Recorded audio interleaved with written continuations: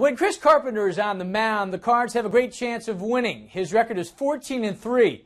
When he's on the mound at Busch Stadium, a win is just about automatic. He's 7-1 with a 1.86 ERA at home.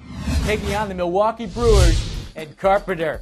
Top of the first, facing Casey McGee. He's going after his 15th win of the season, and McGee strokes one to left center field. That's going to drop. Frank Catalano scores 1-0 Milwaukee. Bottom of the second, Skip Schumacher singles to left field. Yadier Molina's going to score. Brendan Ryan, come on down. Cards up 2-1. Two batters later, it's Albert Pujols with the bases loaded.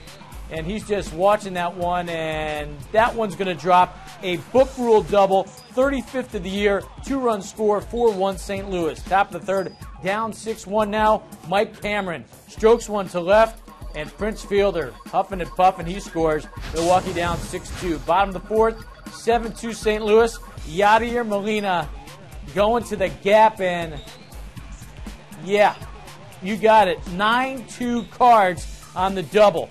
Top of the sixth, Chris Carpenter didn't have to work too hard on this one. Strikes out Felipe Lopez. He went 6 innings, struck out 4. Jason Mott, unbelievable in relief, facing Ryan Braun. 99-mile-an-hour gas. He was throwing all gas. Mike Cameron goes down swinging.